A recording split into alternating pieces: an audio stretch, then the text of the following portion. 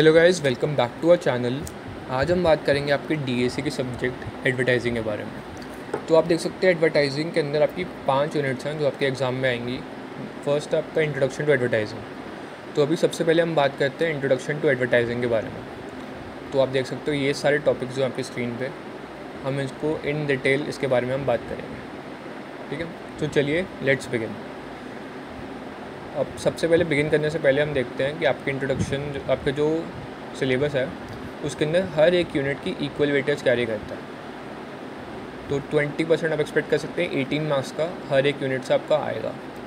तो सारे यूनिट्स करने काफ़ी इंपॉर्टेंट हो जाते हैं इसके अंदर, और आपका सबसे इंपॉर्टेंट यूनिट है यूनिट 1 ही।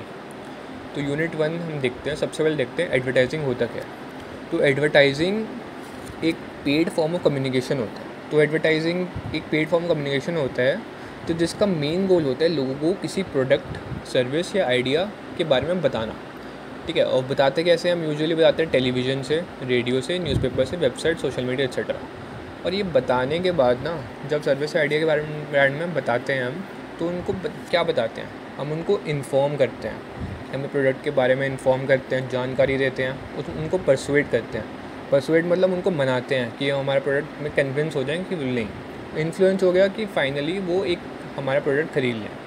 तो advertising is a paid form communication intended to inform, persuade और influence a target audience about a product, service, idea और brand, usually through various social media channel such as television, radio, newspaper. ठीक है, अब बात करते हैं इसके objectives के बारे में। तो सबसे पहला ऑब्जेक्टिव है इसका टू इन्फॉर्म। तो टू इन्फॉर्म का मतलब है जब भी कोई नया प्रोडक्ट या सर्विस मार्केट में आता है तो एडवर्टाइजिंग उसके बारे में लोगों को बताता है। इसमें प्रोडक्ट के फीचर्स हो गए, बेनिफिट्स हो गए और यूज़ करने का तरीका एक्सप्लेन किया जाता है। ठीक है, तो टू इन्फॉर्म आपका यही हो गया। और नेक्स्ट पॉइंट आपका टू परसुएड। तो टू परसुएड होता है जब मार्केट में कंपटीशन होता है। ठीक है, तो एडवर्टाइजिंग का गोल होता है कस्टमर को ये बताना कि हमारा प्रोडक्ट या बेस्ट या यूनिक है। तो ये हाईलाइट करता है, हाईलाइट्स द सुपीरियरिटी और यूनिकनेस ऑफ द प्रोडक्ट। अब नेक्स्ट आता है इसके अंदर टू रिमाइंड। तो टू रिमाइंड क्या होता है? टू रिमाइंड होता है जब प्रोडक्ट ऑलरेडी फेमस हो तो एड्स को बार बार दिखाते रहना। अब जैसे आपने टीवी पे देखा होगा काफ़ी सारी एड्स आती हैं कुछ कंपनीज़ के जिनका हमें ऐड भी याद हो गई है। तो क्योंकि वो इतनी बारी हम दिखाते हैं और हमारे माइंड में वो बैठ जाता है। जब हमारे माइंड में बैठ जाता है तो ऑटोमेटिकली हम क्या करते हैं, उसको यूज़ करना स्टार्ट कर देते हैं। तो टू रिमाइंड हो गया आपका एक फीचर। उसके बाद है to build brand image. To build brand image का मतलब है advertising helps create a strong brand identity and emotional connection. तो ये क्या करते हैं कि इमोशनल कनेक्शन बनाते हैं। जब लोगों को इमोशनल ब्रांड के साथ जब लोगों को इमोशनल कनेक्शन ब्रांड के साथ बन जाता है तो वो ब्रांड लॉन्ग टर्म तक याद रहता है। आपने देखी होगी कुछ एड्स हो जाती हैं जो आपको बहुत लंबे टाइम तक याद रहते हैं। तो that is through to build a brand image. तो एक ब्रांड इमेज बन जाती है उससे। उसके बाद नेक्स्ट पॉइंट है टू सपोर्ट सेल्स प्रमोशन। तो it complements others promotional tools and create awareness for limited time offers. तो जैसे तो अपने टीवी में देखा होगा कुछ लिमिटेड टाइम ऑफर्स आते हैं। अब जैसे कि आप इस कंपटीशन में पार्टिसिपेट करो and you will get a chance to win a car हो गई, या फिर आपको कोई से भी फ्री गिफ्ट्स हो गए। अब कंपनीज़ ये सब लेके आती हैं, बट इन सबको बताती कैसे हैं? That is through advertising. तो इसका एक और ऑब्जेक्टिव है टू सपोर्ट सेल्स प्रमोशन। अब नेक्स्ट बात करते हैं इंपॉर्टेंस क्या होती है एडवर्टाइजिंग की। तो सबसे पहले इंपॉर्टेंस है इसकी क्रिएट्स अवेयरनेस। तो एडवर्टाइजिंग क्या करता है?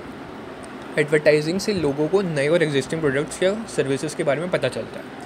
तो पहला इंपॉर्टेंस तो ये हो गई कि हमें इसकी एक सिग्निफिकेंस ये होगी कि हमें इसके बारे में, प्रोडक्ट के बारे में पता चलता है। Next is stimulates demand. तो it encourages people to try और buy products, thus increasing market demand. तो आपने ऐसा देखा होगा कुछ चीज़ें होती हैं जो हम थोड़े हेजिटेंट होते हैं ट्राई करने के लिए, जो हमने कभी यूज़ नहीं किया होता, बट हम ऐप्स की ऐड देखते हैं और हमको काफ़ी अच्छा लगता है देखने से, तो हम उसको ऑटोमेटिकली यूज़ करना स्टार्ट कर देते हैं। तो इसका एक और इंपॉर्टेंस होगा स्टिमुलेट्स डिमांड। उसके बाद है बिल्ड्स ब्रांड लॉयल्टी। तो कंसिस्टेंट एडवर्टाइजिंग जो होती है वो एक स्ट्रॉन्ग ब्रांड आइडेंटिटी बना देती है और कस्टमर फिर उसमें लॉयल भी रहते हैं उसको रिलेटेड। नेक्स्ट हो गया आपका सपोर्ट्स डिस्ट्रीब्यूशन। तो सपोर्ट डिस्ट्रीब्यूशन क्या होता है? जब प्रोडक्ट नए मार्केट में लॉन्च होता है तो एडवर्टाइजिंग उसके लिए इनिशियली डिमांड क्रिएट करता है। तो दैट इज़ आपका सपोर्ट क्रिएशन। उसके बाद नेक्स्ट है एनकरेजेस इनोवेशन। तो एनकरेज इनोवेशन के लिए क्या होता है? कंपनीज कंपटीशन में आगे रहने के लिए नए नए प्रोडक्ट्स बनाती हैं और उनकी एडवर्टाइजिंग करती है। तो that is encourages innovation. Next हो गया एजुकेट कंज्यूमर्स। तो ऐड से लोगों को प्रोडक्ट के फीचर्स या उसको यूज़ करने का तरीका पता चलता है, साथ में कंपैरिजन पता चल सकता है कि ये कैसे बेटर है। तो eight the and consumers make informed decisions, जो एजुकेट करता है उनको। तो ये सब थी इसकी इंपॉर्टेंस। अब बात करते हैं वेज ऑफ एडवर्टाइजिंग क्या क्या होता है, या फिर टाइप्स ऑफ एडवर्टाइजिंग के बारे में बात करते हैं। तो एडवर्टाइजिंग किन किन तरीके से कर सकते हैं हम? सबसे पहले कर सकते हैं प्रिंट एडवर्टाइजिंग। प्रिंट होता है जैसे न्यूज़पेपर हो गया, मैगज़ीन हो गया, ब्रोशर्स, फ्लायर्स, तो ये सब होते हैं प्रिंट एडवर्टाइजिंग एग्जांपल्स। तो ये क्या करते हैं, it allows for detail messages and target specific demographic.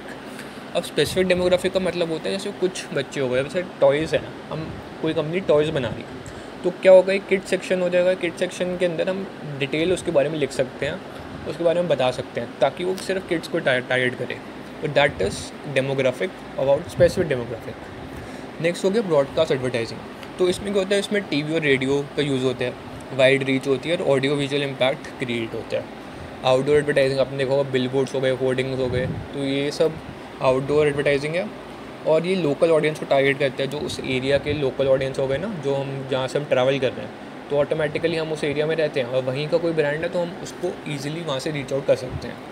उसके बाद होगा डिजिटल एडवर्टाइजिंग हो गया। तो इसमें क्या होता है, हम काफ़ी जैसे सोशल मीडिया प्लेटफॉर्म्स हो गए, जैसे सोशल मीडिया हो गया, सर्च इंजन हो गए, जैसे क्रोम पे आपने कुछ सर्च करते हो आपको एड्स आती है, तो दैट इज डिजिटल एडवर्टाइजिंग। अब ये क्या करते हैं, ये हमारा डाटा भी लेते हैं गूगल। तो गूगल जो चीज़ हम पहले सर्च कर चुके हैं उससे रिलेटेड हमें एड्स भी दिखाने लग जाता है, तो वही है। तो इसका एडवांटेज ये गया, it allows precise targeting and real time performance tracking. उसके बाद सोशल मीडिया एडवर्टाइजिंग हो गई, जैसे इंस्टाग्राम, फेसबुक पे होती है, तो डायरेक्टली प्रमोट प्रोडक्ट्स इंटरैक्टिवली होता है। टेलीविज़न एडवर्टाइजिंग के अंदर हम एक मास ऑडियंस तक पहुंच सकते हैं और ब्रांड बिल्डिंग और इमोशनल अपील के लिए होता है। देन रेडियो एडवर्टाइजिंग हो गया, स्पेसिफिक या नीश ऑडियंस को टारगेट करता है। मोबाइल एडवर्टाइजिंग हो गया, थ्रू SMS हो गया, पुश नोटिफिकेशंस हो गए। इन्फ्लुएंसर एडवर्टाइजिंग होगा, जैसे ब्रांड्स कोलैबोरेट करते हैं इन्फ्लुएंस कंटेंट क्रिएटर्स के साथ, जो कोलैबोरेशन आपने देखी होंगी काफ़ी सारी, दैट इज इन्फ्लुएंसर। जो नेटिव एडवर्टाइजिंग होता है, तो ये क्या होता है, it blends with the content of the platform it pays on. अब जैसे आप कोई आर्टिकल पढ़ रहे हो, तो आपको आर्टिकल, आपने किसी चीज़ के बारे में पढ़ा, आपने दिल्ली यूनिवर्सिटी के बारे में आर्टिकल पढ़ रहे हो जिसमें न्यू एजुकेशन पॉलिसी के बारे में बता रहे हैं, अब वहीं पे कोई आपको उसी कंटेंट के अंदर एक रिलेटेड ऐड मिल जाए, और वही तो क्या होगा, it is more engaging for users. तो उससे काफ़ी सारा रिलेटेड चीज़ आपको वहाँ से मिल जाए, तो आप वहीं से आप क्लिक कर सकते हो और उसके रिडायरेक्ट हो सकते हो साइट पे। तो that is called native advertising. अब नेक्स्ट बात करते हैं एडवर्टाइजिंग एज सिग्निफिकेंस। तो advertising plays a crucial role in modern marketing and business strategies marketing में काफ़ी क्रूशियल रोल प्ले करता है। It helps in creating awareness create करने में, brand image, educate customers. It also support launch of new products and facilitates market expansion. ठीक है, तो इसके बारे में बात करते हैं ऑडियंस सिलेक्शन क्या होता है। तो ऑडियंस सिलेक्शन मतलब होगा टारगेट ऑडियंस हमारी क्या है।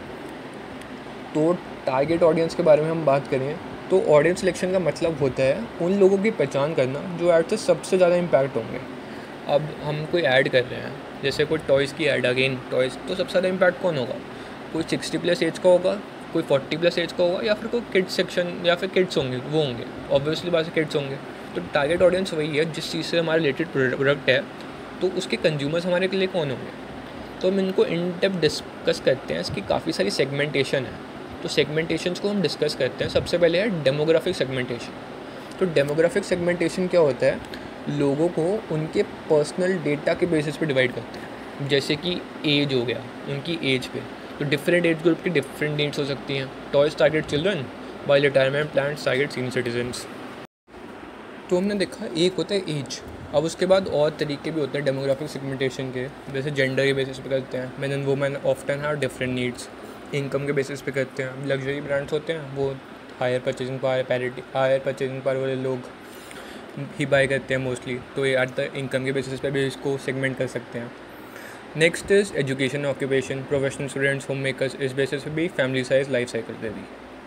उसके बाद हो गया मोबाइल ब्रांड हो गया, तो वो टारगेट कर सकते हैं यंग एडल्ट्स को टारगेट कर सकते हैं 18-30 with trendy features and affordable pricing. ठीक है, तो ये हो गया आपका एक एग्जांपल। अब नेक्स्ट और भी तरीके के सेगमेंटेशन होते हैं, जैसे बात करें जोग्राफिक सेगमेंटेशन, मतलब किस लोकेशन के हिसाब से हम उस हिसाब से। अब रीजन हो गया, अब जैसे अर्बन एरिया, रूरल एरिया, उस हिसाब से हम ये कर सकते हैं, डिवाइड कर सकते हैं। क्लाइमेट हो गया, अब जहाँ पे किसी एरिया में ठंड है या फिर गर्मी है, उस हिसाब से।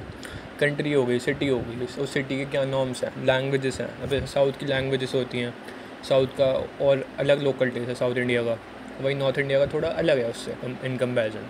तो उस बेसिस पे भी डिवाइड कर सकते हैं थ्रू सिटी, और या फिर एज अ कंट्री भी कर सकते हैं। जैसे इंडिया का एक कल्चर है और यूएसए का बिल्कुल अलग कल्चर है, तो that is country and city. तो इसका एग्जाम्पल के थ्रू समझते हैं। Ice cream brand might advertise heavily in hot regions while a woollen clothing brand targets cold region. तो ऑब्वियसली बात है, कोई अगर आइसक्रीम की कंपनी है तो वो मान लो फिर दो ऑप्शन है उसके पास, दिल्ली में करे या फिर कहीं हिल स्टेशन करे, जैसे हिमाचल प्रदेश में कहीं करे। तो ऑब्वियसली क्योंकि अगर इवन दो दोनों जगह सेम नंबर ऑफ़ लोग रहते हैं ना, तो आइसक्रीम की सेल दिल्ली के अंदर 10 टाइम्स से मान लो ज़्यादा होगी, क्योंकि यहाँ पर इतनी गर्मी रहती है। तो उस हिसाब से ब्रांड्स क्या करते हैं, जोग्राफिकल सेगमेंटेशन करते हैं कि कौन से एरिया में किस तरीके का ब्रांड हमारा ज़्यादा सूटेबल है। अब नेक्स्ट बात करते हैं साइकोग्राफिक सेगमेंटेशन की। तो ये क्लासीफाई करता है कंज्यूमर को on the basis of lifestyle, values and personalities. तो उनका क्या लाइफस्टाइल, एक्टिव है या फिर लग्जरी सीकिंग है या फिर एनवायरनमेंट के लिए केयर करते हैं, तो ये लाइफस्टाइल हो गया उनका। पर्सनालिटी हो गई उनके इंट्रोवर्टेड है या एक्सट्रोवर्टेड है।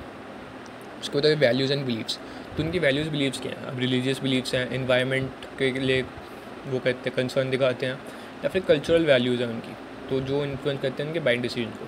अब जैसे स्पोर्ट्स ब्रांड हो गया नाइकी, अगर एग्जांपल लें नाइकी क्या करते हैं, फिटनेस एंथुसियास्ट को टारगेट करते हैं। जो एक फिटनेस एंथुसियास्ट मतलब वो हो गए जो अपने आप को जो जिम करते हो गए, या फिर जो काफ़ी सारी फिटनेस एक्टिविटीज़ में, वेरियस फिटनेस एक्टिविटीज़ में इन्वॉल्व हो, तो वो एक एक्टिव लाइफस्टाइल यूजुअली करते हैं, people who identify as active lifestyle. तो नाइकी उन लोगों को टारगेट करता है। नेक्स्ट बात करते हैं बिहेवियरल सेगमेंटेशन। तो बिहेवियर सेगमेंटेशन क्या होता है, ऑन द बिहेवियर जो हमारा बिहेवियर होता है, यूसेज होता है, डिसीजन मेकिंग पैटर्न्स होता है उस हिसाब से। अब परचेज बिहेवियर क्या होता है, फर्स्ट टाइम बायर्स हैं या रिपीट कस्टमर है, पहली बार उन्होंने प्रोडक्ट लिया या फिर बार बार ले चुके हैं। अब यूसेज रेट क्या होता है, हैवी मीडियम लाइट, मतलब यूसेज हो गया उसका हैवी यूज़र है या लाइट यूज़र, तो उसको वो ज़्यादा यूज़ करते हैं या फिर कम यूज़ करते हैं। ब्रांड लॉयल्टी और लॉयल कस्टमर है या फिर ऐसे कस्टमर हैं जो ब्रांड स्विच करते हैं। अब जैसे मेरे पास अगर फॉर एग्जांपल सैमसंग का फ़ोन है और मैंने क्या कहा घर में मेरे को और भी फ़ोन लेना है, तो मैं सैमसंग ले रहा हूँ दोबारा से, और मेरे को दोबारा से कोई फ़ोन लेना, मैं सैमसंग ले रहा हूँ। तो क्या हो गया, मैं एक तरीके से सैमसंग का लॉयल कस्टमर। अब वहीं दो स्विच ब्रांड्स हो गए। लेट सपोज मेरे पास सैमसंग का था पहले, फिर मैंने पोको का फ़ोन ले लिया, देन आई बॉट एमआई का फ़ोन। तो इसमें क्या होता है, मैं स्विच कर रहा हूँ। तो that is loyal customers versus those who switch brand frequently. अब ओकेशन बेस्ड होते हैं। अब जैसे स्पेशल ओकेजन फेस्टिवल्स होते हैं, फेस्टिवल्स पे लोग काफ़ी सारी शॉपिंग करते हैं, दिवाली हो गई, ये सब काफ़ी फेस्टिवल्स पे। उसके बाद बेनिफिट सॉर्ट क्या होते हैं, consumers looking for quality, economy, convenience और स्टेटस। तो coffee brands offer loyalty programs targeting heavy users and promote instant coffee for convenience seekers. तो कॉफ़ी ब्रांड्स क्या होता है, लॉयल्टी प्रोग्राम्स होते हैं वो चलाते हैं और कन्वीनियंस लवर्स के लिए इंस्टेंट कॉफ़ी प्रमोट करते हैं। ठीक है, तो नेक्स्ट हम बात करते हैं, ये था आपका सेगमेंटेशन के पार्ट्स। अब नेक्स्ट बात करेंगे वाई ऑडियंस सिलेक्शन मैटर्स। तो ऑडियंस सिलेक्शन क्यों मैटर करेगी, हायर आरओआई के लिए मैटर करेगी एंड बेटर पर्सनलाइजेशन और कॉम्पिटिटिव एज के लिए। तो हायर आरओआई से क्या होगा, जब ऐड सिर्फ रेलिवेंट ऑडियंस को दिखाया जाएगा तो पैसा वेस्ट नहीं होगा और ज़्यादा फ़ायदा होता है। तो दैट इज़ हायर आरओआई मिलेगा हमें, कि ताकि पैसे सही जगह लग रहे हैं और जितने लग रहे हैं उससे रिटर्न भी काफ़ी मिल रहा है। उसके बाद होगा बेटर पर्सनलाइजेशन जो है हमारा, तो ads resonate more with the right group. अब जैसे किसी वही है जो हमारे कंज्यूमर्स हैं, जो फ्यूचर कंज्यूमर्स हमारे बन सकते हैं, जो हमारे प्रोडक्ट लेंगे, अगर हम उन्हीं को ऐड दिखाएं हैं तो ऑब्वियसली बात है बेटर पर्सनलाइजेशन होगी।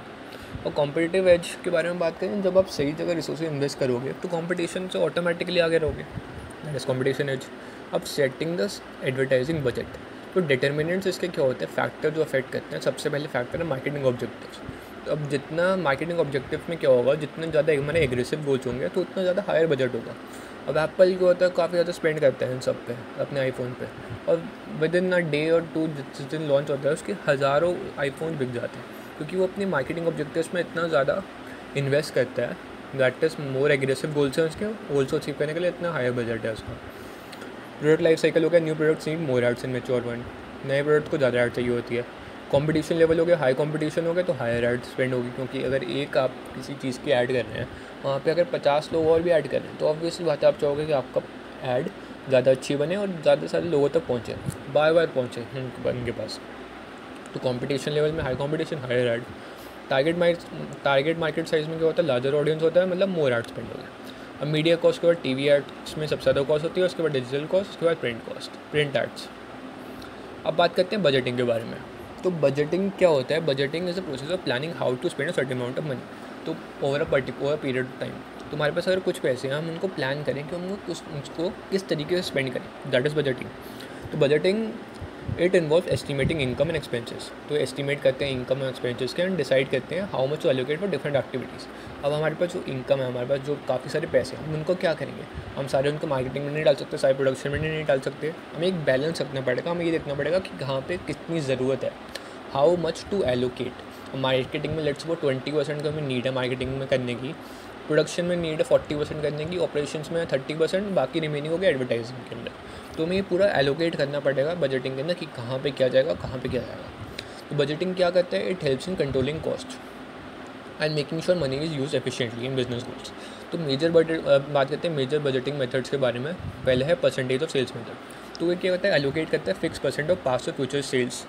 ठीक है, तो जैसे फ्यूचर पास के अंदर हमारा क्या हुआ, पास के अंदर अब जैसे company spends 5% of last year 10 million sales 500 की एड बजट। तो मान लो अगर लास्ट ईयर कंपनी का बजट था, लास्ट ईयर कंपनी ने स्पेंड किया था 5% जो भी उसका सेल्स था।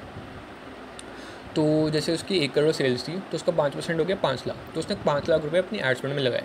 तो यहाँ क्या कहते हैं? फिक्स परसेंट बनाती है पास्ट से फ्यूचर सेल्स में, वही फिक्स परसेंट कंपनी यूज़ करती है तो एडवर्टाइज। तो उसके प्रोज हो गए, सिंपल होता है, अलायंस विद रेवेन्यू। तो जितना ज़्यादा रेवेन्यू उतनी ज़्यादा एड बजट। अगर 2 करोड़ का रेवेन्यू हो तो 5% उसका 10 लाख हो गया। कौन सा हो गया? May reduce spending in sales period when ads are needed most. तो कई बार क्या होता है, कुछ जैसे पीक सीजन होते हैं जिसमें काफ़ी ज़्यादा ज़रूरत होती है हमें एड्स वगैरह की। अब उस पीक सीजन में क्या होगा? अगर हमारी नॉर्मल सेल चल रही है तो यूजुअली कंपनीज़ क्या करती हैं, 5% अगर उनका एड बजट है तो वो क्या करती हैं, 10% कर देंगी। 10% करेंगे क्योंकि उस पीरियड में ज़्यादा सेल्स होगी, दैट इज़ फॉर श्योर, ज़्यादा लोगों तक हमारी ऐड पहुँचे। बट ये इसका कौन सी है कि अगर हम 5% फिक्स किया हुआ तो 5% ही करेंगे हम। तो इसके कौन से हो गए? अब नेक्स्ट है ऑब्जेक्टिव एंड टास्क मेथड। तो ये क्या करता है? डिफाइन करते हैं ऑब्जेक्टिव्स को, एस्टिमेट कॉस्ट करते हैं ईच टास्क के लिए। और उसके बाद क्या होता है? गोल ओरिएंटेड होता है, इसका मेजरेबल होता है, हम इसको मेजर कर सकते हैं। अब जैसे हमने गोल सेट किया 20% ब्रांड अवेयरनेस बनानी है, अब वो 20% बढ़ी या नहीं बढ़ी तो उसको मेजरेबल कर सकते हैं। अब हमने 20% बढ़ानी है ब्रांड अवेयरनेस, तो ये क्या है? ये हमारा गोल हो गया। गोल हमने सेट भी कर सकते हैं, उसको मेजर भी कर सकते हैं। अब टाइम कंज्यूमिंग भी होता है, रिक्वायर्ड रिसर्च भी होती है। टाइम कंज्यूमिंग क्यों होता है? क्योंकि अगर हम 20% बढ़ाने हैं, अब ऐसा तो नहीं कि आज हमने किया कल बढ़ जाएगा, उसको बढ़ने में टाइम तो लगेगा, तो दैट इज टाइम कंज्यूमिंग। उसके बाद बात करते हैं कॉम्पिटिटिव पैरिटी मेथड। तो मैचेस और एक्सीड्स कॉम्पिटिटर आर्ट स्पेंडिंग। तो इसके अंदर क्या होता है? हम कॉम्पिटिटर जो हमारा होता है, अब जैसे कोक है तो कोक के काफ़ी सारे कॉम्पिटिटर्स हैं, कुछ कॉम्पिटिटिव वो हैं। तो वो क्या करता है? उन कॉम्पिटिटर्स का एड बजट देखेगा, उसके हिसाब से वो स्पेंड करेगा। तो जैसे burger king spend similarly McDonald's, तो अपने कॉम्पिटिटर के ऑलमोस्ट बराबर जितनी उसकी स्पेंडिंग है उस हिसाब से स्पेंड करेगा। तो इसमें क्या होता है? मेंटेन मार्केट शेयर होता है। तो उसमें मार्केट शेयर हमारा मेंटेन होता है क्योंकि जितना स्पेंड हमारा कॉम्पिटिटर कर रहे हैं हम भी उतना ही कर रहे हैं, तो एक तरीके से बैलेंस आउट हो रहा है। उसके बाद हम बात करते हैं अफोर्डेबल मेथड। तो ये क्या होता है? It allocates left over funds after expenses. तो लेफ्ट ओवर फंड, अब जैसे मान लो हमारे पास 1 करोड़ रुपये बिजनेस के अंदर आए, हमने 50 लाख रुपये प्रोडक्शन में लगा दिए, 40 लाख रुपये फाइनेंस में लगा दिए, 2 लाख कहीं लगा दिए, 1 लाख कहीं लगा दिए, और एंड में हमारे पास 2 लाख रुपये बच जाते हैं। तो अफोर्डेबल मेथड क्या कहता है कि लास्ट में आपको जितने भी पैसे बच गए ना, तो आप उसको एडवर्टाइजिंग में लगा दो। तो allocates left over funds after expenses. तो इसमें क्या होता है? लो फाइनेंशियल रिस्क होता है। आपका फाइनेंशियल रिस्क इतना लो होगा, लो इसलिए होगा रिस्क आपका क्योंकि आपके पास ऐसा नहीं हो रहा कि आप काफ़ी सारे पैसे लगा रहे हो किसी चीज़ में और बाकी चीज़ों के अंदर कॉम्प्रोमाइज़ हो रहा है। नहीं, क्योंकि बाकी चीज़ें आपकी हो गई उसके बाद लगा रहे हो एडवर्टाइजिंग में, तो उसके ये प्रोज हो गए। अब कौन जिसके हो सकते हैं? Often leads to under funded campaigns. तो इसके अंदर क्या होता है? अब जैसे अब आपका कई बारी काफ़ी कम प्रॉफिट बच जाता है, काफ़ी कम रिमेनिंग एक्सपेंसेस के बाद काफ़ी कम पैसे बच जाते हैं। तो इसके अंदर क्या करना पड़ेगा? इस मेथड चलेंगे तो फिर काफ़ी कम बचेंगे, तो फिर एट द एंड तो वही कम पैसे आपको लगाने पड़ेंगे उसके अंदर। अब ऐसा नहीं हो सकता अगर मान लो कॉम्पिटिटर हुए आपके, या फिर अपने पहले 1 करोड़ में से 15 लाख रुपये लगा लो एडवर्टाइजिंग है ना, तो अब क्या होगा? इस बारी शायद 2 लाख बचे, तो आपको 2 लाख लगाने पड़ेगा, तो काफ़ी कम बजट हो जाएगा आपका। उसके बाद यूनिट ऑफ सेल्स मेथड। तो it allocates a fix amount पर प्रोडक्ट हो। तो जितने प्रोडक्ट बेचे उस हिसाब से इसके अंदर हम निकालते हैं। तो स्केल्स विद स्केल, जितनी ज़्यादा सेल होगी उतनी ज़्यादा हमारा इसका बढ़ेगा है। उसके बाद इसके कौन सा होगा? Doesn't account for market changes. तो ये मार्केट चेंजेस को अकाउंट नहीं करता। बुक पब्लिशर स्पेंड्स $1 पर बुक सोल्ड ऑन एड्स। तो अब जैसे उसकी 100 बुक बिकी तो $100 स्पेंड कर देगा, 1000 बुक बिकी तो $1000 स्पेंड कर देगा। तो डिपेंड ऑन द सेल्स। अब बात करते हैं कम्युनिकेशन प्रोसेस के बारे में।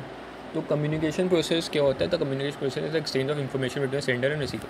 तो सेंडर और रिसीवर के बीच में जो इन्फॉर्मेशन होती है with the goal of delivering a message. तो एक जो सेंडर होता है वो रिसीवर को एक मैसेज भेजता है, वो मैसेज रिसीवर तक पहुंच जाए और एट द एंड उसको फीडबैक मिले।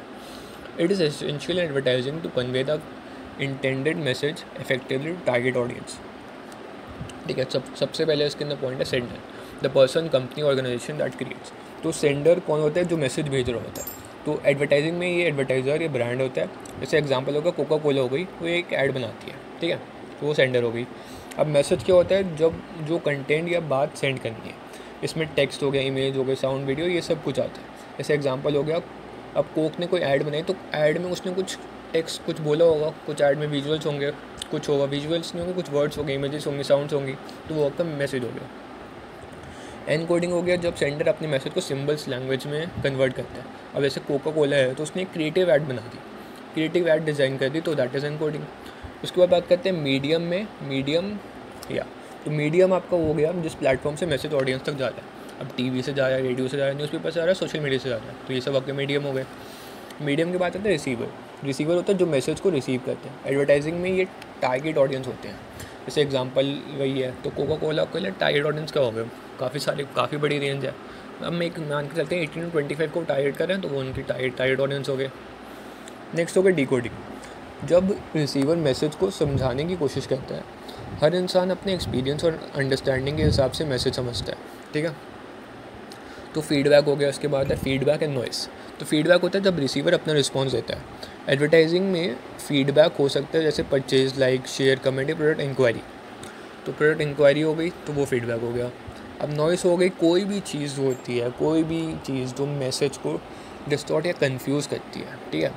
तो जैसे मैसेज को कंफ्यूज हो रहा है, जैसे फिजिकल नॉइस हो गई, कोई बैकग्राउंड साउंड हो गई जिसकी वजह से मैसेज क्लियरली जा नहीं पा रहा, या फिर कोई साइकोलॉजिकल नॉइस हो गई, जैसे कोई पर्सनल ओपिनियन दे रहा है, कोई डिस्ट्रैक्शन कर रहा है उस चीज़ से, तो वो हो गई नॉइस आपकी। अब हम बात करते हैं आपके चैप्टर के सबसे इंपॉर्टेंट टॉपिक्स के बारे में, कम्युनिकेशन रिस्पॉन्स, हायरार्की मॉडल, एडा मॉडल। तो सबसे पहले आपका एडा मॉडल, जो कि बहुत इंपॉर्टेंट टॉपिक है आपका, जिसमें से 3 मॉडल्स हैं आपके। तो तीनों के आने के चांसेस काफ़ी सारे हैं, तो इनको बहुत अच्छे से करना आप लोग। तो सबसे पहले एडा मॉडल के बारे में बात करें तो एडा मॉडल क्या है?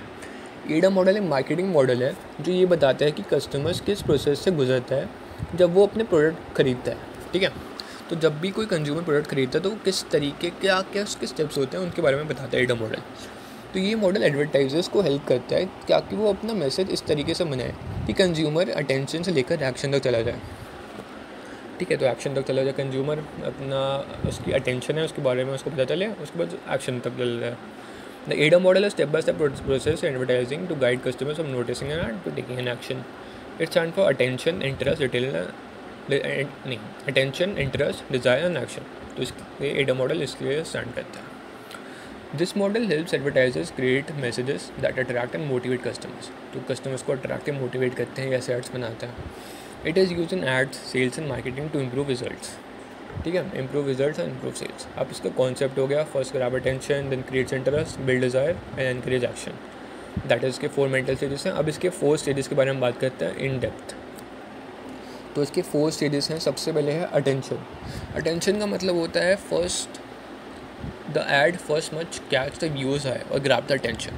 अब आपका कोई प्रोडक्ट है, आप कोई भी सब प्रोडक्ट लेके आए हो, तो ऑब्वियसली बात है अब लोगों को उसके बारे में पता है नहीं पता। लेट सपोज पोको की कंपनी है, तो पोको अब इंडिया में पहली बार ही आ रहा है, तो आप में से कोई भी नहीं जानता पोको की मोबाइल कंपनी को, बट तो पोको क्या करेगी? तो सबसे पहले उसका पहला गोल तो होगा कि अटेंशन आए, कि आप पता चले कि ये कंपनी एग्जिस्ट करती है। तो ये कैसे कर सकते हैं? First the ad must catch the viewers eye और ग्रैब द अटेंशन, ठीक है। पहले हमें उसके बारे में पता चले और हमारी अटेंशन ग्रैब हो। This can be done using bright colour, strong headlines और अट्रैक्टिव इमेजेस। तो ये सब देख के काफ़ी अट्रैक्टिव फील करते हैं हम और देखते हैं उस ब्रांड के बारे में। और बाकी उस नेक्स्ट स्टेप बात करते हैं इंटरेस्ट। तो जब हमारा इंटरेस्ट इसमें बन गया, after grabbing attention the ad must keep the person interested. और एक बार हमारा ऐड हमने देख लिया, अब उसके बाद हमारा इंटरेस्ट तो बने उसमें, तो दैट इज़ आपका इंटरेस्ट। ध्यान मिलने के बाद ऐड को ऐसा होना चाहिए कि ऑडियंस और जानने में इंटरेस्टेड हो, उसके बारे में और पता करना है। अब जैसे कोई स्मार्ट वॉच हो गई, smart watch tracks your heart, sleeps and steps all in once. तो इस स्मार्ट वॉच में हार्ट रेट हो गई, स्लीप हो गई और और स्टेप्स सब कुछ ट्रैक होता है। तो ये काफ़ी ज़्यादा हमारा इंटरेस्ट बनता है इन सब चीज़ों ये सब सुन के। अब नेक्स्ट होगा desire. Now the add must make the consumer want the product. अब हमें ऐसा होना चाहिए कि यार मैंने ये ऐड देखी, मेरा इसमें इंटरेस्ट बन गया, अब होना चाहिए मेरे को ये प्रोडक्ट ख़रीदना है, मेरे को ये प्रोडक्ट चाहिए। तो दैट इज़ माई डिज़ायर। तो it should show how the product can benefit और इम्प्रूव देयर लाइफ। तो ये प्रोडक्ट हमारा कैसे, जो ये दिखाता है डिज़ायर स्टेप दिखाता है कि हमारा प्रोडक्ट जो है वो कैसे बेटर है बाकी प्रोडक्ट से, क्या क्या बेनिफिट हमें मिलते हैं, कैसे हमारी लाइफ इंप्रूव होती है इससे। अब नेक्स्ट इज एक्शन। हमारा अटेंशन इसमें आ गया, इंटरेस्ट आ गया, डिज़ायर आ गई, अब क्या करना है एक्शन। तो फाइनल स्टेप होता है push the customers to take action, like buying करो उसको, बाई क्लिकिंग करो, कॉलिंग करो। इसमें अटेंशन, इसमें इंटरेस्ट, मतलब इसमें उसको फाइनली परचेज कर ले, that is attention, that is action. This is usually done through call to action. ठीक है, एग्जाम्पल हो गया buy now get 20% off offer ends today.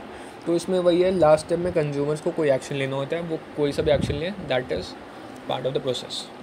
अब नेक्स्ट बात करते हैं एग्जाम्पल ऑफ एड अप्रोच। एक एग्जाम्पल समझते हैं इसको। तो अटेंशन का first example, new fitness app आया है एक, उसका वो क्या करेगी, अब इंडिया में हम लेट सपोज आ रही है, तो वो क्या करती है, सबसे पहले करती है अटेंशन ग्रैब करने के लिए they post an ad with big eye catching line. तो एक अटेंशन हमारी ग्रैब करने के लिए ये लाइन वो कर देती है ताकि हमारा उसमें ध्यान तो जाए एटलीस्ट, उसके बारे में हमें पता चले। नेक्स्ट हो गया इंटरेस्ट। तो ऐड कंटिन्यू करती है I have S 10 minute daily workouts. तो इसमें आता है हमारा इंटरेस्ट आता है, ओके 10 मिनट डेली वर्कआउट है, ठीक है, हम थोड़े इंटरेस्टेड हम दिख रहे हैं इसके अंदर। नेक्स्ट होगा डिज़ायर। तो डिज़ायर हो गया जॉइन और 1 million users who have become fit and energetic, no gym needed. तो इसके अंदर होता है कि हमें यहाँ पे दिखाना है फिट एंड एनर्जेटिक बने। तो यही हमें भी लगता है कि यार हम अपने को भी होना है ऐसे, तो उसके लिए क्या करेंगे, डिज़ायर स्टेप हो गया आपका। देन बात करते हैं एक्शन के बारे में, दे एंड विद डाउनलोड नाउ। तो फर्स्ट 7 डेज़ फ्री ट्रायल। तो दिस इज़ एडा मॉडल आपका यही था कि इसलिए कस्टमर कन्विंस अगर हो रहा है तो वो फाइनली एक्शन उसको ले ले, अटेंशन लेके एक्शन था।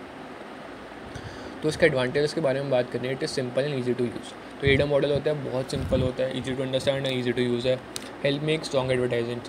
तो इससे क्लियर, फोकस और रिजल्ट ड्रिवन एडवर्टाइजमेंट्स बना सकते हैं। Improves customer journey, it guides the customers mind step by step, making it easier for them to move from just being an ad, from just seeing the ad to take the action। तो customer journey को improve करते हैं। सबसे पहले उनको एक add दिखती है और एट द एंड एक्शन के अंदर वो क्या करते हैं, परचेज करते हैं। तो पूरी उनकी कस्टमर जर्नी को बताते हैं। Work for all types of marketing, अब प्रिंट एड्स हो गई, टीवी कमर्शियल हो गई, ऑनलाइन एड्स हो गई, ये तो हर एड्स के लिए काम करते हैं। अब इसके डिसएडवांटेजेस क्या होते हैं, इट इज़ टू लीनियर, हर कस्टमर सेम से फॉलो नहीं करता। अब इन रियलिटी हो सकता है, अगर मैं इसके स्टेप्स के बारे में बात करें, फर्स्ट से अटेंशन देन इंटरेस्ट। हो सकता है मेरा अटेंशन इसके बारे में आया हो, मेरा इंटरेस्ट में बना हो और उसके बाद मैंने सीधा एक्शन कर लिया हो। तो ये भी हो सकता है क्योंकि हर ये टू लीनियर है, क्योंकि हर कंज्यूमर सारे स्टेप्स फॉलो नहीं करता है, ऐसा नहीं है कि सब करें। उसके बाद होता है no focus on customer satisfaction. अब इसके अंदर मॉडल के अंदर ये नहीं हो, मॉडल के अंदर लास्ट स्टेप होता है कि परचेज़ कर ले। अब परचेज़ कर ले, उसके बाद क्या, उसके प्रोडक्ट हमारे लोगों को अच्छा लग रहा है या फिर उनका क्या फीडबैक है, वो बार बार उसको परचेज़ कर रहे हैं। तो इस बारे में बात होती ही नहीं इस मॉडल में। तो उसका सबसे बड़ा ड्रॉबैक है, लाइक फीडबैक और लॉयल्टी इसमें है ही नहीं। It doesn't talk about what happens after purchase, that is its biggest drawback. And then are not suitable for all products. AIDA is best for simple products और impulse buys. Like इसका बाद में बात करते हैं, फॉर एक्सपेंसिव और complex products customers need more information and time which AIDA doesn't fully cover. अब जैसे आपने कोई लाइफ इंश्योरेंस लेनी है, कोई पॉलिसी लेनी है, तो उसके बारे में हो सकता है हमें ऐसा नहीं होगा कि एक बारी में हमें पता चला ये सब होगा तो हम खरीद लें। उसके बारे में हमें इन डेप्थ इन्फॉर्मेशन चाहिए, क्या क्या उसके फीचर्स हैं, क्या क्या उसके बारे में, तभी हम लेंगे। अब सिंपल प्रोडक्ट हो गया, लेट्स सपोज चॉकलेट ले रहे हो तो वो सिंपल प्रोडक्ट हो गया। अब नेक्स्ट बात करते हैं ignores emotion. The model focuses more on logic and less on emotional connection. तो यार ये मॉडल जो है थोड़ा लॉजिक पे बेस्ड है, तो इसके अंदर फीलिंग्स हो गई अपनी, एक इमोशनल कनेक्शन जो होता है वो उसमें मिसिंग है, उसके बारे में कुछ बात करता ही नहीं। तो नेक्स्ट बात करते हैं हम हायरार्की। ये आपका एडा मॉडल था जो आपने पढ़ा अभी तक। अब नेक्स्ट मॉडल आपका हायरार्की ऑफ इफेक्ट्स मॉडल। तो हायरार्की और इफेक्ट्स मॉडल क्या होता है हम देखते हैं। तो ये मॉडल एक्सप्लेन करता है how customer move step by step knowing about a product और टू एक्चुअली बाइंग इट। तो हायरार्की मॉडल क्या होता है, एक्सप्लेन करता है, this shows how a customer, तो जैसे कस्टमर को प्रोडक्ट के बारे में पता चलता है और एक्चुअली उसको बाय करता है। तो ये मॉडल को डेवलप किया था लेविज एंड स्टाइनर ने 1961 के अंदर, ठीक है। This model is use in advertising to plan how to change the mind set of customer.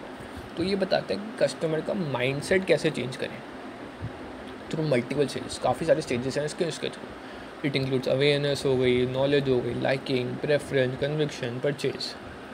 अब कॉन्सेप्ट ऑफ हायरार्की मॉडल्स के बारे में बात करें तो ये टोटल इसके अंदर टोटल 6 स्टेप्स होते हैं। हमें ये बात करना है 6 स्टेप्स हो गए।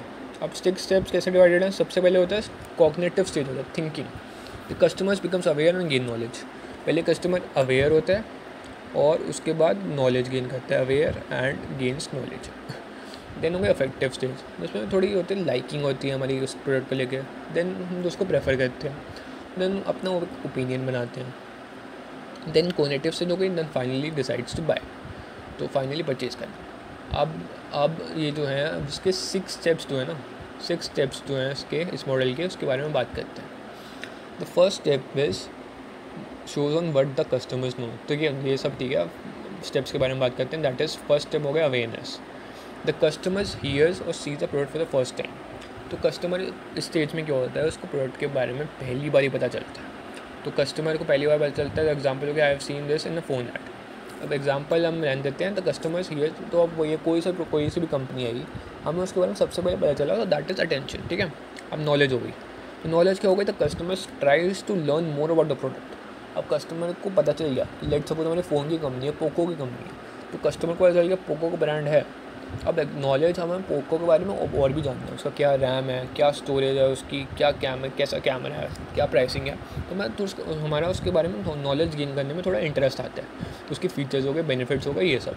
ठीक है, अब देन बात करते हैं थर्ड स्टेप जो है इसका लाइकिंग। तो कस्टमर क्या करता है, customer start to like the product based on what they have learn. तो जब जैसे उसको कस्टमर को कैमरा क्वालिटी उसकी अच्छी लगी, या फिर कई कस्टमर होते हैं कईयों को उसकी स्पीड अच्छी लगी फ़ोन की, या कुछ भी हो गया, XYZ कोई सब रीज़न हो गया, तो कस्टमर लाइक करने लग जाता है उसकी क्या, इस प्रोडक्ट के बारे में उसको पसंद आने लग जाता है product. Next is preference. Now the customer start comparing with other products. हाँ ठीक है, अब हमने पोको का फ़ोन देख लिया, हमें पसंद आने लगा उसके बारे में, तो हम अब मान लो अगर हम परचेज़ करना है तो हम सिर्फ पोको का देखेंगे। मे बी बाकी इतनी सारी कंपनीज है, MI का फ़ोन हो गया, सैमसंग हो गया, तो उन सबको हम कंपेयर करेंगे एक तरीके से कि इस फीचर इस फ़ोन में इस प्राइसिंग में ये फीचर्स मिल रहे हैं, इसमें ये फीचर्स बेटर हैं, तो क्या है। तो वही हो गया कि comparing with the products and choose their favourite. तो उसके अंदर होते हैं प्रेफरेंस के अंदर कस्टमर्स कंपेयर करते हैं। नेक्स्ट हो गया कन्विक्शन। कन्विक्शन क्या होता है, the customer is now convince and believes this product the best choice.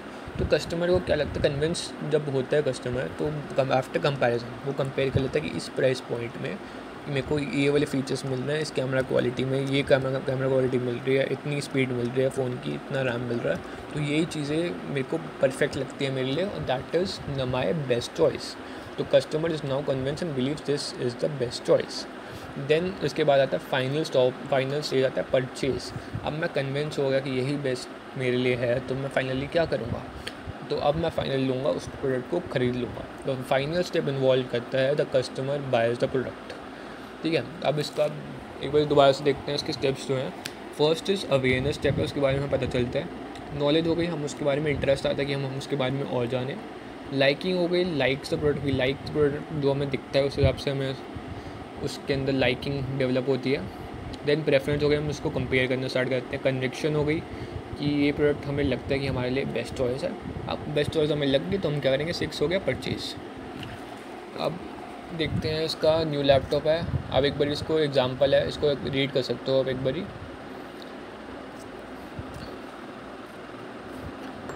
अब हम जाते हैं आगे एडवांटेजेस में। तो इसकी क्या क्या एडवांटेजेस होती हैं।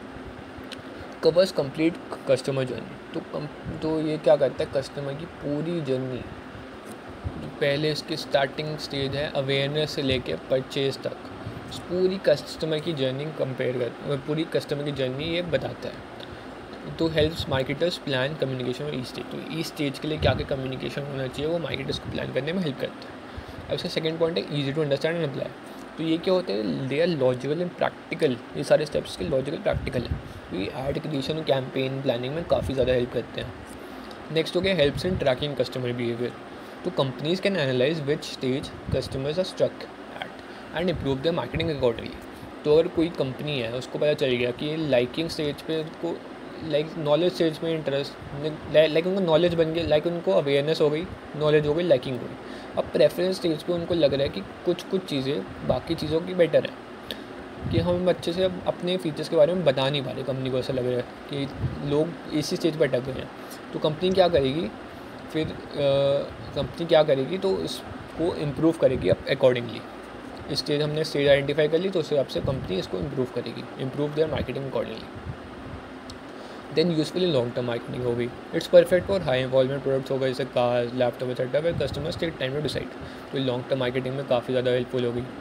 उसके बाद बात करें डिसएडवांटेजेस, बात करते हैं इस हायरार्की ऑफ इफेक्ट्स मॉडल की। तो it is 2 step by step. Assumes all customers follow 6 steps, but in real life some skip or some jumps।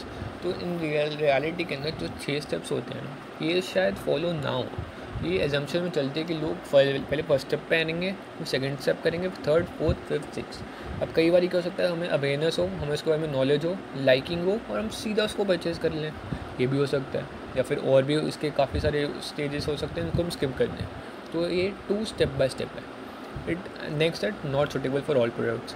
अब जैसे इम्पल्स बाइज हो गए, चिप्स चॉकलेट हो गए, तो कस्टमर में directly from awareness to purchase, हमने उसके बारे में सुना, हमको ठीक लगा, हमने खा लिया, पर हमने बस उसको परचेज़ कर लिया।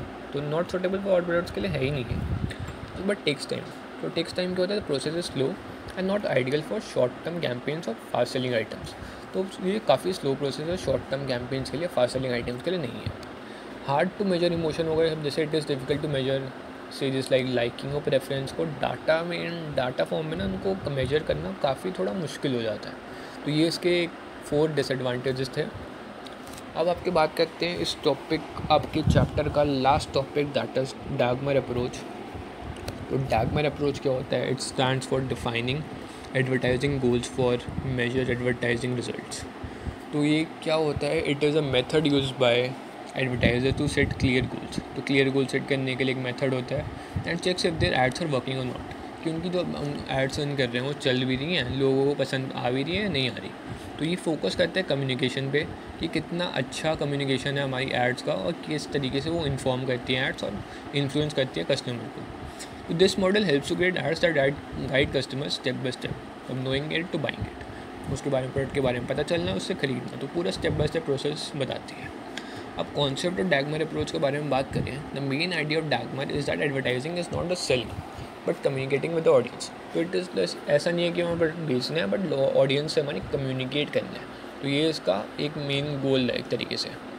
Advertising should move people through 4 stages, make them aware of the product, help them understand it, make them by it, finally make them like it, and finally make them by it. अब इसके 4 stages के बारे में बात करते हैं। Stage 1 है awareness. तो अवेयरनेस आपका पहला स्टेप है। इसके अंदर क्या होता है, the customer should know that product brand exist. ये हमारा प्रोडक्ट है, ये हमारा ब्रांड है, तो कस्टमर को ये है कि ये एग्जिस्ट करना चाहिए। तो इसका पहला स्टेप होगा कि एग्जिस्ट करता है। If people don't know your product, they want think about buying it. अब कस्टमर खरीदे ना खरीदे वो तो बात की बात है, पहले उसके बारे में पता तो चले। अगर उसके बारे में कस्टमर को पता ही नहीं ये चीज़ एग्जिस्ट करती है, तो खरीद सकता ही कैसे है, खरीद ही नहीं सकता वो। एग्जाम्पल हो गया showing a new chocolate ad on TV just to make people notice a brand. आपने देखा हो काफ़ी सारी एड्स आपने आती हैं टीवी में, आपने देखा हो पहली बार आती है, तो उससे एटलीस्ट आपका क्या होगा, आपको अवेयरनेस तो होगी, उसके बारे में पता तो चल गया। दैट इज़ आपका अवेयरनेस स्टेप है। नेक्स्ट स्टेप है आपका कॉम्प्रिहेंशन। कॉम्प्रिहेंशन क्या होता है, after awareness the ad must help people understand what the product is. तो हमें एक बार हमने ऐड देख ली, हमें ये तो समझ आ रहा है कि ये प्रोडक्ट किस बारे में है, ये व्हाट इट डज, ये क्या करता है और कैसे हेल्पफुल है। तो ये क्या करता है, message should be clear and informative. तो एक क्लियर और इन्फॉर्मेटिव मैसेज जो है वो प्रोवाइड करता है। इसके अंदर हो गया। तो इसके एग्जांपल्स के बारे में बात करेंगे, तो एग्जांपल्स इसके हो गए showing a new an ad explaining that a chocolate is made from organic ingredients and has no added sugar. तो क्लियर इन्फॉर्मेशन दे रहा है कि ब्रांड हमारा ऑर्गेनिक इंग्रेडिएंट्स से बने, क्लियर एंड इन्फॉर्मेटिव है हमारे ऑडियंस के लिए। अब नेक्स्ट स्टेप आता है इसके conviction. Now the ad should help create a positive feeling और ट्रस्ट। अब ये क्या होना चाहिए, हमें ऐड देख ली, हमें अंडरस्टैंड हमने कर लिया क्या है, अब एक पॉजिटिव फीलिंग देनी चाहिए, ट्रस्ट बिल्ड होना चाहिए कस्टमर के माइंड में हमारे ब्रांड के रिलेटेड। तो it should convince them that this product is better than others. इनको एक कन्विक्शन आ जानी चाहिए कि ये प्रोडक्ट है, ये बेटर है, इससे एक काफ़ी ज़्यादा में ट्रस्ट आ रहा है, इस पर एक पॉजिटिव फीलिंग आ रही है इससे रिलेटेड। अब इसके एग्जांपल्स के बारे में बात करें, famous celebrity endorses the chocolate and says it gives energy without causing weight gain. तो इससे क्या होगा, फेमस सेलिब्रिटी हो गया तो लोग उसकी बात सुनते हैं और एक पॉजिटिव ट्रस्ट उससे बिल्डअप हो जाता है कि it gives energy.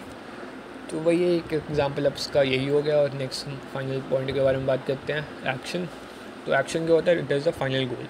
The customer should take action like buying और विजिटिंग अ स्टोर और trying a free sample.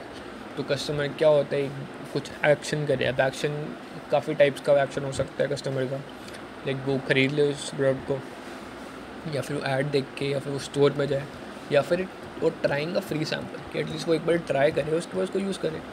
The ad should give a strong reason to offer to push the consumer to act. तो जो add तो customer देख रहे हैं ना, वो एक स्ट्रॉन्ग रीज़न या ऑफर देना चाहिए तो customer to push to the act. उसको कुछ काफ़ी ज़्यादा स्ट्रॉन्ग चीज़ें दिखनी चाहिए, जैसे कि by one get one free offer दिख गया हमको, तो ऑब्वियसली बात है क्या होगा, हमारा खुद का इतना थोड़ा इंटरेस्ट आएगा कि जल्दी से जल्दी इसको परचेज़ करना है। या फिर इसको by one get one free है, या फिर ट्राई फ्री चॉकलेट्स आ रहा है, तो इसमें क्या होगा कि हमें चलो एक बार ट्राई कर लेते हैं। हमें इसकी ऐड तो काफ़ी अच्छी लगी थी, लेट्स हैव अ ट्राई। ठीक है, तो ये आपके थे 4 स्टेजेस थे, अवेयरनेस, कॉम्प्रिहेंशन। अवेयरनेस था, उसके बारे में प्रोडक्ट के बारे में पता चलता है। कॉम्प्रिहेंशन था, understand what the product is. Conviction थी, पॉजिटिव फीलिंग और ट्रस्ट बिल्डअप हो रहा है। And action is the customer should take action like buying और ट्राइंग। और उसके बाद हम बात करते हैं, एक एग्जांपल है, आप इसको रीड कर सकते हैं। अब हम बात करते हैं एडवांटेजेस के बारे में। तो एडवांटेजेस होगी, पहला एडवांटेजेस का क्लियर ऑब्जेक्टिव्स है। तो मॉडल जो है ये कंपनीज को हेल्प करता है स्पेसिफिक या क्लियर गोल सेट करने के। लाइक अगर कंपनी का गोल है कि हमें 30% लोग जो हैं दिल्ली के वो अपने ब्रांड को रिकॉग्नाइज करते हैं 2 हफ्ते, तो वही क्लियर ऑब्जेक्टिव हमने सेट किया कि 30% का 30% तक में अवेयरनेस बढ़ानी है इस पर्टिकुलर एरिया में। तो स्पेसिफिक गोल है और क्लियर भी है कि दिल्ली के अंदर बढ़ानी है और 30% बढ़ानी है। अब नेक्स्ट है easy to measure success since the goals are clear. अब जैसे गोल्स क्या हो सकते हैं हमारे, इंक्रीजिंग अवेयरनेस बढ़ाने के लिए या फिर हमारा एक्शन इंक्रीज़ करने के लिए। तो companies can track how well the ad worked. तो काफ़ी सारे फीचर्स होते हैं और काफ़ी सारे हमारे सेल्स से पता चल जाएगा कि कंपनी की हमारी जो ऐड है वो कैसे वर्क करी, कि वो कंपनी वो लोग उस फाइनली उसको परचेज़ कर रहे हैं उसको देख के, या फिर हमारा परचेज़ अभी भी हॉल्ट पे है या नहीं हो रहा इतना। They can use surveys, website visits and sales data और चेक रिजल्ट्स। तो इन सब से चेक कर सकते हैं। बेटर प्लानिंग हो गया नेक्स्ट स्टेप। तो बेटर प्लानिंग क्या होता है, तो company can plan their ad campaign step by step. तो फोकस कर सकती है अवेयरनेस स्टेज पे, देन कॉम्प्रिहेंशन स्टेज पे, देन कन्विक्शन पे, देन एक्शन पे। तो उसके बाद बात करते हैं helps in budget use. When goals are clear it's easier to decide where and how much money to spend at each stage. तो जब गोल्स क्लियर होते हैं कि हमें 30% ऑब्जेक्टिव बढ़ानी है, कुछ सेल्स बढ़ानी है, कुछ करना है, तो ये काफ़ी ईजी होता है डिसाइड करना कि कहाँ से और कितना पैसे स्पेंड करने हैं ईच स्टेज पे। अब आपके 4 स्टेजेस थे, आपको क्या लगता है अवेयरनेस पे आपको कितने पैसे लगाने चाहिए, कॉम्प्रिहेंशन में कितने लगाने चाहिए, कन्विक्शन पे कितने, एक्शन पे कितने। तो ये आपके 4 एडवांटेजेस थे इसके अंदर। अब हम बात करते हैं डिसएडवांटेजेस ऑफ डैगमर अप्रोच। तो it is too focus on communication. तो DAGMAR only looks at communication goals. तो ये भी वही है, कम्युनिकेशन गोल्स पे ही ज़्यादातर इसका मेन फोकस रहता है। और जो इमोशनल कनेक्शन होता है या क्रिएटिव इम्पैक्ट होता है, some ads work because of fun, music, story telling, which DAGMAR doesn't focus on much. तो एक इमोशनल कनेक्ट बनाने में इतना फोकस नहीं होता है, इसका मेन फोकस कम्युनिकेशन गोल पे ही होता है, हमारा मैसेज सामने वाले तक पहुंच जाए। दैट इज़ इसका डिसएडवांटेज। अब नेक्स्ट पॉइंट बात करें, how to measure all sales. It's not easy to measure how many people got convinced by the ad. तो ये ईजी नहीं होता कि कितने लोग कन्विंस हो गए हमारी ऐड से। वाइल सेल्स और clicks can be counted, feelings like trust और preference are harder to measure. कि हमारी इतनी सेल्स हो गई या फिर हमारी साइट पे इतने लोग विजिट करें, तो ये तो चलो फिर भी काउंट हो सकता है। और जो फीलिंग होती है ट्रस्ट की, प्रेफरेंस की, जो कि ये बताता है कि ट्रस्ट बिल्ड हो जाए सामने वाले पे या फिर प्रेफरेंस दे, तो वो इतनी ईजीली मेजर नहीं हो पाता। अब नेक्स्ट है not suitable for all ads. तो कुछ एड्स होती हैं just for brand image, not for direct action. अब in such area DAGMAR model doesn't fit well. अब कुछ एड्स होते हैं जो सिर्फ बनाई इसलिए जाती है ब्रांड की इमेज बेटर करने के लिए, तो उनको कुछ डायरेक्ट एक्शन से मतलब नहीं, वो नहीं चाहते, वो उनका मेन गोल होता ही नहीं कि वो परचेज़ कर लें एट द एंड। उनका मेन गोल यही होता है कि ब्रांड की इमेज अच्छी बनी रहे। अब पॉइंट 4 के बारे में बात करें, कॉम्प्लेक्स एंड टाइम कंज्यूमिंग। तो applying all 4 stages takes time, planning and effort. तो चारों स्टेजेस को डालने में, इम्प्लीमेंट करने में काफ़ी टाइम लगता है, काफ़ी प्लानिंग चाहिए होती है, काफ़ी एफर्ट लगता है इसके लिए। तो स्मॉल बिजनेसेस जो होते हैं उनको तो काफ़ी कॉम्प्लिकेटेड हो जाएगा उनके लिए। तो ये इसका काफ़ी बड़ा डिसएडवांटेज है। तो गाइज़ ये आपका सिलेबस, आपका यूनिट 1 का सिलेबस यहीं ख़त्म होता है। मैंने लिंक डिस्क्रिप्शन में डाल दिया, आप उसको पढ़ सकते हैं to get the notes. And thank you for watching. Let's meet in the next video.